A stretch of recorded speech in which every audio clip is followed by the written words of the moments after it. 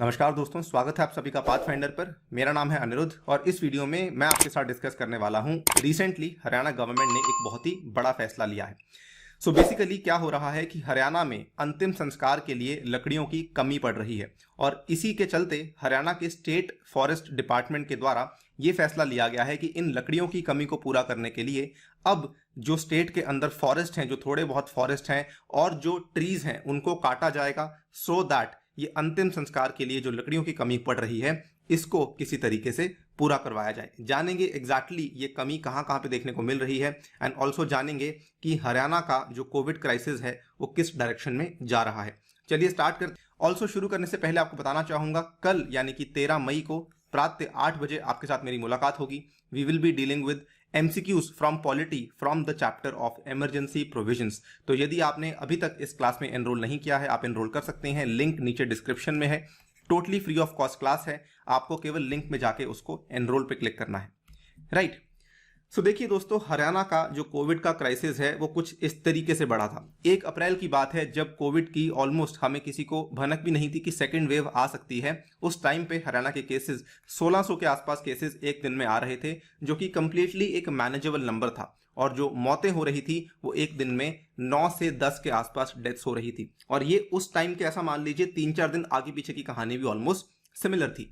15 अप्रैल को क्या होता है, सडनली जब कोविड-19 की दूसरी लहर आती है, उसमें हमने देखा कि 15 अप्रैल को 6000 केसेस आते हैं, डेथ्स सडनली 18। 30 अप्रैल को ये कहानी काफी ज्यादा बिगड़ जाती है, 14,000 केसेस और डेथ्स सडनली 98 डेथ्स के आसपास देखने को मिल जाती हैं। यहाँ पे देखें कि केसेस का जो नंबर है वो तो केवल 2.25 गुना हुआ, लेकिन जो डेथ्स का नंबर है वो ऑलमोस्ट आपका 6 गुना के आसपास पहुंच चुका था। 7 मई को जस्ट पिछले हफ्ते की बात है, पिछले फ्राइडे की बात है, 14,000 केसेस आए, लेकिन डेथ्स और भी बढ़ गई थी। ऑलमोस्ट यहाँ पर 98 से भी आप ऐसा मान लीजिए सीधा 75% की बढ़ोतरी और देखने को मिल गई थी। 9 मई को केसेस तो आपके थोड़े कम हुए, डेथ्स भी कम हुई, जिनका नंबर 141 के आसपास आ गया था। अगर आप करंट सिचुएशन देखें यानी कि 11-12 मई को क्या हो रहा है, तो नंबर ऑफ केसेस अप्रॉक्सीमेटली इतने ही आ रहे हैं, 13,000 से 14,000 केसेस आ रहे हैं और डेथ्स भी अप्रॉक्सीमेटली इतनी ही हो रही हैं। 150 के आसपास लोग हैं जो कि अपनी जान कोविड के चलते गंवा रहे हैं। अब हरियाणा गवर्नमेंट ने काफी स्ट्रिक्ट मेजर्स को अनाउंस तो कर दिया था। 2 मई की बात है जब हरियाणा गवर्नमेंट ने अनाउंस कर दिया था कि पूरा का पूरा प्रदेश लॉकडाउन में जाने वाला है। और ये वाला जो लॉकडाउन था पहले 2 मई से लेके 9 तक एक्सटेंड किया गया, फिर 9 से लेके अब फाइनली इसको 17 मई तक एक्सटेंड करवा दिया गया है। अगर आप देखें, एक बहुत ही खराब खबर यहां पर यह भी आई कि रोहतक का जो जिला है, रोहतक के बारे में अगर आपको नहीं मालूम तो ये जो जिला है बेसिकली ये दिल्ली के बिल्कुल नजदीक पड़ता है और इनफैक्ट गुरुग्राम के भी काफी नजदीक पड़ता है। ऑलमोस्ट दिल्ली NCR का रीजन ये माना जाता है। रोहतक के जिले से ये खबर सामने आई थी कि वहां पे जो क्रिमेशन ग्राउंड्स हैं वहां पर जगह ही नहीं बची है लोगों का अंतिम संस्कार करवाने के लिए। यहां पर अगर आप देखें, एक वाइस प्रेसिडेंट है सुरेंद्र बत्रा, जो कि रामबाग क्रिमेटोरियम मैनेजमेंट कमेटी के VP हैं। इन्होंने यहां पर यह बताया कि पैंडेमिक के पहले 1 महीने में लगभग 100 बॉडीज को हम लोग डिस्पोज ऑफ करते थे, लेकिन जब से ये दूसरी लहर आई है तो हम हर हफ्ते में लगभग 100 बॉडीज को डिस्पोज ऑफ कर रहे हैं। कहने का मतलब कि 100 लोगों की अस्थियां हैं जिनको कि हम उनके जानने वालों को वापस करते हैं। तो सिचुएशन काफी ज्यादा बिगड़ चुकी है। ये कुछ चीजें हैं जो कि दिखाती हैं कि कहीं ना कहीं हरियाणा में डेथ्स का नंबर काफी ज्यादा बढ़ चुका है।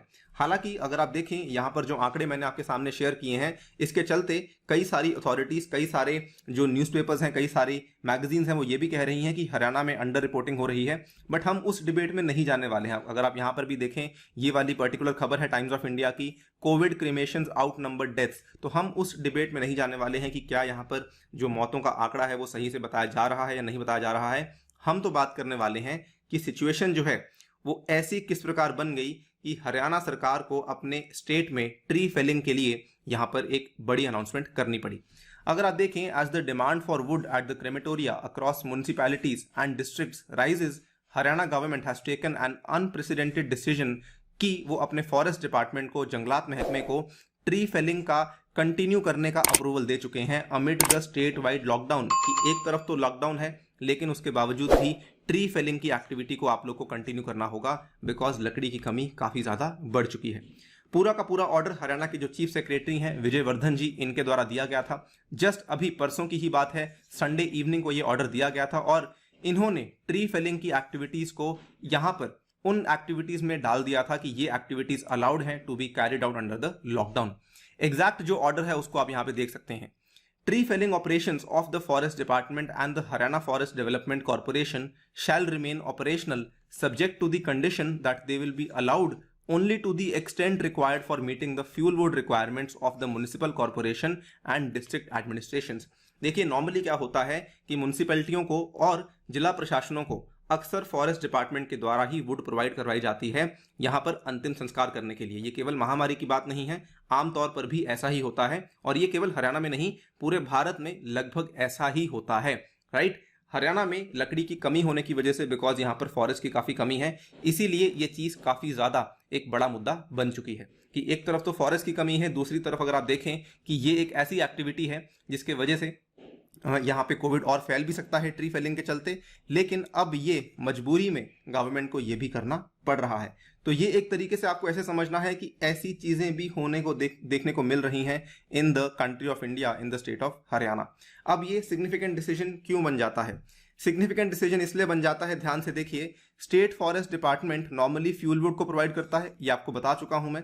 लेकिन अब हुआ क्या है कि ये अर्बन लोकल बॉडीज में तो डिमांड बढ़ ही रही है, additional demands are being raised, but more importantly दोस्तों रूरल एरियाज के अंदर भी डिमांड बढ़ रही है। There has also been an increase in the demand in the rural areas. Urban areas की बात करें, इन्होंने डिमांड कितनी करी थी? जो अर्बन लोकल बॉडीज होती हैं, अर्बन लोकल बॉडीज के तहत आपने पढ़ा होगा अपनी पॉलिटी के अंदर कि एक तो म्युनिसिपैलिटी बनाई जाती है, एक म्युनिसिपल कॉरपोरेशन बनाई जाती हैं और एक म्युनिसिपल कमेटीज बनाई जाती हैं। तो ये कुल मिला के हरियाणा में लगभग 90 के आसपास म्युनिसिपल कॉरपोरेशंस, कमेटीज और यहाँ पर म्युनिसिपैलिटीज हैं। इन्होंने 90 एमसीज ने लगभग 20,000 टन के आसपास की लकड़ी की डिमांड करी है, लेकिन अभी इतनी ज़्यादा कमी है लकड़ी की भी कि 20,000 टन इनके पास अवेलेबल नहीं है फॉरेस्ट डिपार्टमेंट के पास। इन्होंने केवल 20,000 क्विंटल की ही डिमांड को अप्रूव किया है और क्विंटल और टन आई थिंक आप समझ पा रहे होंगे कि केवल और केवल 1/10 of the demand has been approved. तो ये भी एक बड़ी प्रॉब्लम बन चुकी है कि एक तरफ तो ये चिंता की बात है कि लकड़ी खत्म होती जा रही है क्रेमेटोरियम्स में, दूसरी बात ये भी है कि लकड़ी अवेलेबल करवाने के लिए भी स्टेट फॉरेस्ट डिपार्टमेंट अभी उतना सक्षम नहीं है। तो this is something which is very very worrisome. And on top of that अगर आप देखें रूरल एरिया से भी डिमांड आ रही है। नॉर्मली क्या होता है कि ग्रामीण इलाकों में लोग लकड़ी के बजाय कभी कभार काउडंग का इस्तेमाल भी करते हैं। इसको पंजाबी में पाथी कहा जाता है, हिंदी में I am not very sure कि क्या कहा जाता है। तो काउडंग केक्स का इस्तेमाल किया जाता है in order to cremate bodies. तो इस चीज को लेकर भी अब क्या हो रहा है कि demand for fuel wood has now come in from the villages as well. और ये वाली जो डिमांड है ये बीडीओज के द्वारा पहुंचाई गई है उनके पास कि भाई रूरल एरियाज में भी अब डिमांड की बहुत ज्यादा जरूरत है। तो देखिए नॉर्मली विलेजेस जो कि आत्मनिर्भर होती हैं फ्यूल वुड को प्रोवाइड करने में, वो भी अभी इस कमी को महसूस कर रही हैं। So Haryana is basically going through a triple whammy, मैं कहूंगा, जिसमें ट्रिपल वैमी में सबसे पहली चीज क्या है कि एक तो लकड़ी की ही कमी है, दूसरी बात यह है कि अर्बन एरियाज, एंड तीसरी बात यह है कि रूरल एरियाज में हर जगह हमें कमी देखने को महसूस हो रही है। सो काफ़ी खराब सिचुएशन है। हम यही उम्मीद करते हैं कि कोविड क्राइसिस जल्द से जल्द काबू में आए एंड ऑब्वियसली ऐसी जो प्रॉब्लम्स हैं ये जल्द से जल्द सरकार के द्वारा काबू में लाई जाए। वीडियो को यहीं पर समाप्त करता हूं दोस्तों। जाने से पहले आपको बताना चाहूंगा अनअकैडमी कॉम्बैट में आप लोग हिस्सा ले सकते हैं यूजिंग माय कोड अनि UPSC।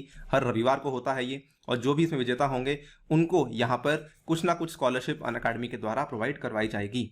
इसके अलावा अनअकैडमी लेकर आया है साल का सबसे बड़ा ऑफर, जिसका आज आखिरी दिन है 12 मई को।